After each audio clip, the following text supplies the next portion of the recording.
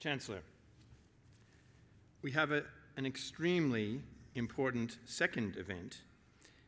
I am now very, very pleased to advise you that we will be honoring another candidate for the degree of Doctor of the University Honoris Causa. So I'd ask Mr. George Pappas, AO, to please stand while I read your citation. Thank you.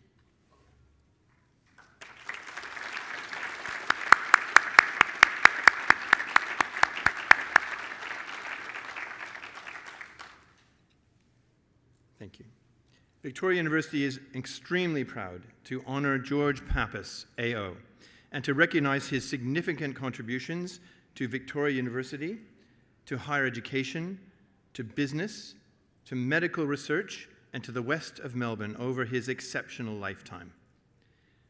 George Pappas, AO, was the fourth Chancellor of Victoria University from 2010 until he retired in 2019, after his second five-year term of appointment.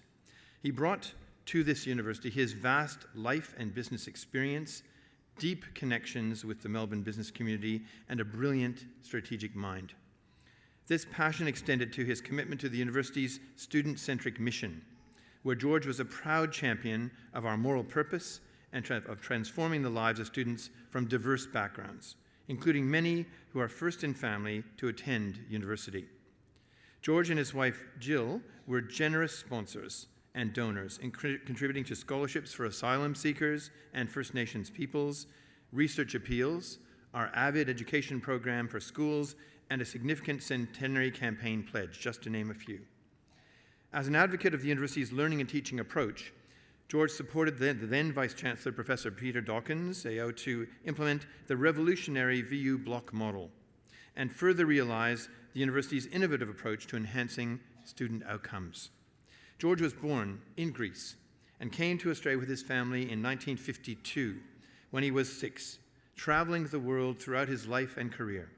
He has a Bachelor of Economics with first-class honours from Monash University, 1968, and an MBA with distinction from Harvard Business School, 1971.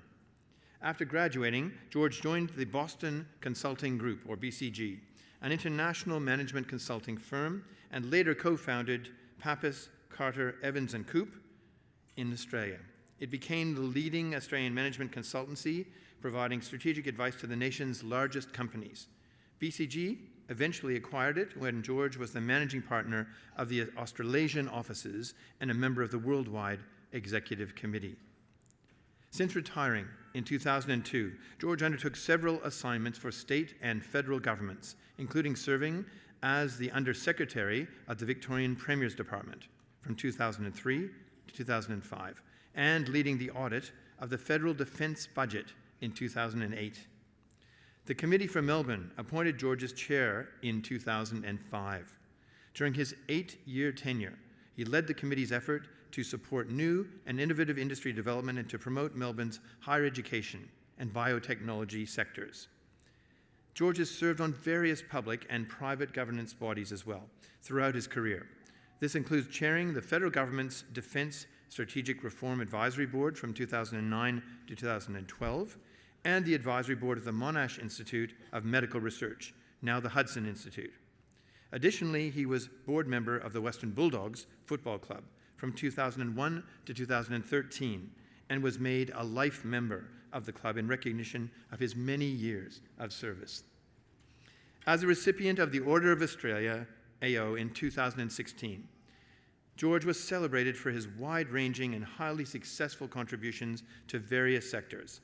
His immersion, commitment, and dedication to all that he does continues to be highly valued by Victoria University and the community at large. In recognition of his outstanding contribution to Victoria University, to Australian tertiary education, and as an impactful public intellectual, I have, Chancellor, the greatest honour to present to you for admission to the degree of Doctor of the University Honoris Causa, George Pappas, AO.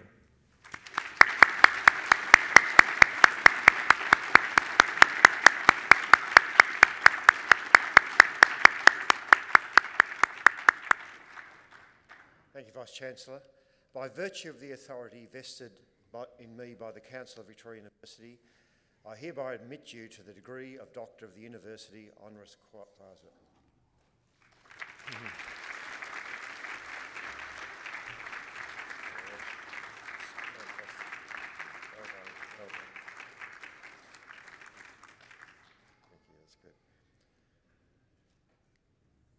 Could I now ask Dr. George Pappas to address us, please? Thank you.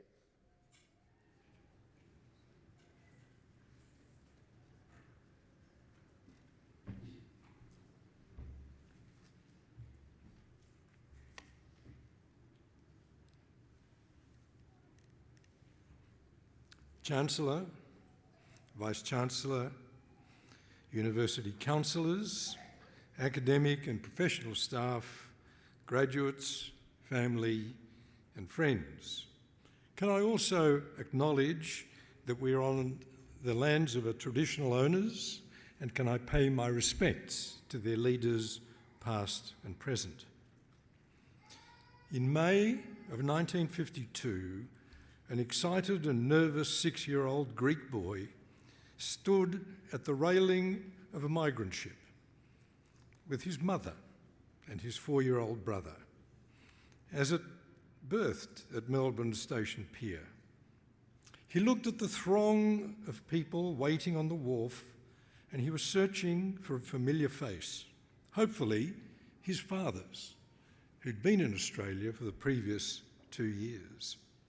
He wondered what this mysterious foreign land had in store for him. Today, 70 years later, he stands at a lectern on a stage staring at another throng of largely unfamiliar faces. And he finally has the answer.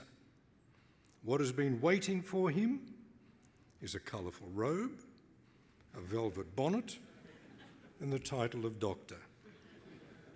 His brother Jim, who was on the boat, is in the audience, wondering why he has to sit through another speech by Big George. Our youngest brother, Chris, who was born in Australia and is a well-known paediatrician in Melbourne, can't be present today. But he pointed out to me that while it's taken me 59 years since I graduated from high school to become a doctor, it only took him 5 years. Please forgive me for trying to inject a bit of humour into this formal occasion. As many of you know, it's something that I like to do. However, I don't want to minimise in any way the importance and the significance of this ceremony for all of us. My robes and your regalia and our testimonies are symbols and recognitions of achievement.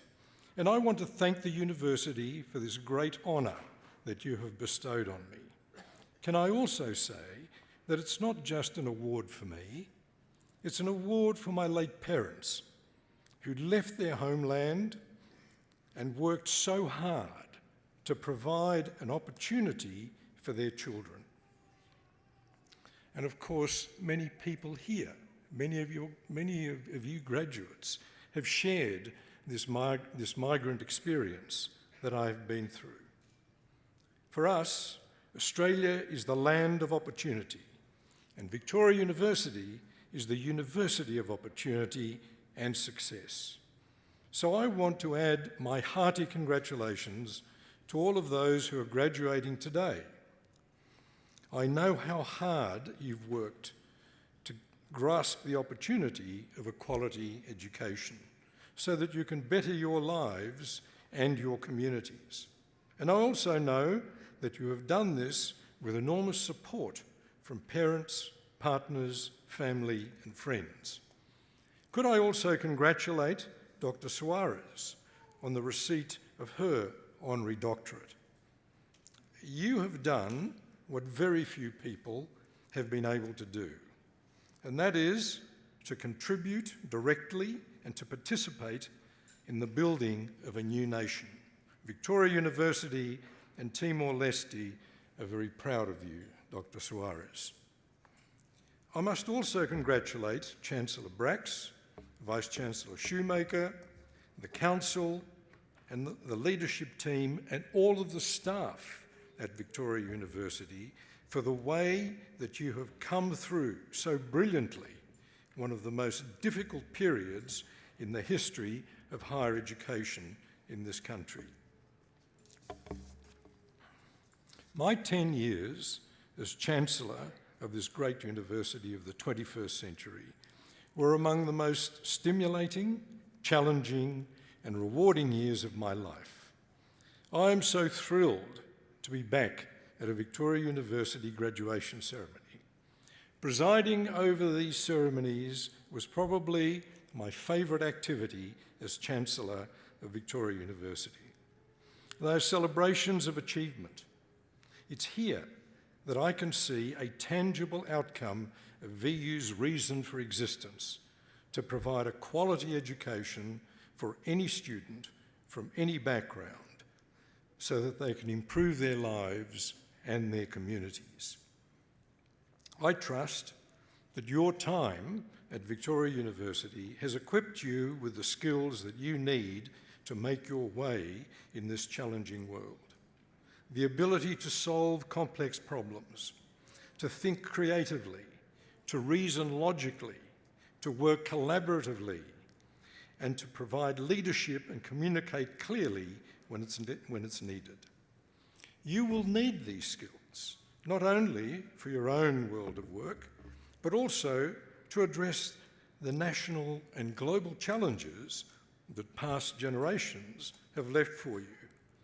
Mitigating the effects of climate change, reversing the trend to wealth inequality, defending our democracy, and rectifying our national fiscal imbalance. And that's to name just a few. You have the skills to respond to these challenges. And may I give you some advice, perhaps, on how to most effectively apply those skills. First, make sure you understand your capabilities and build on the things that you are good at. Second, be prepared at times to push beyond your comfort zone and be prepared to fail. Otherwise, you won't really know what you're capable of.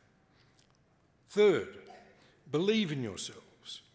Self-belief comes from understanding your capabilities and pushing your boundaries. Fourth, always have an open, inquiring mind. It's the thirst for knowledge and understanding that drives innovation and problem solving. And finally, and probably most importantly, respect those you work with and be prepared to learn from them. And I can speak from experience here, because the most successful organisational experiences that I have had have involved mutual respect and learning from the people that I worked with. For example, Professor Peter Dawkins, who can't be here today because he's in England visiting friends and would have been delighted to be here. Not only did we work together with mutual respect, but we've also become great friends. And my old business partner, and now a great friend, Mr. Colin Carter, is here today. We worked together over many years, and we respected each other, and we drew on each other's capabilities, and now we're lifelong friends. And I'm pleased to say that even though he's a retired and devoted ex-president of the Geelong Football Club, he chose to be here this morning rather than go to the training track and help his team prepare for the preliminary final tonight. Thank you, Colin, and good luck. Go Cats. Once again, congratulations to all of today's graduates on your magnificent achievement, and a sincere thank you to Victoria University for honouring me with this doctorate. There's one final thank you that I want to give. I've left these people to the end because they are the most important people in my life. My 4 wonderful daughters and their partners have been a source of great support whenever it's needed. They've provided me with much love and great joy, particularly by producing 12 beautiful grandchildren. Thank you, boys and girls. And then, of course, is the beautiful woman that I met 57 years ago and married 5 years later, my wife, Jill.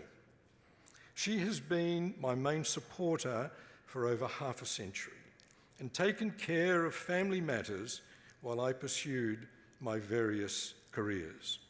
Thank you, Jill. So perhaps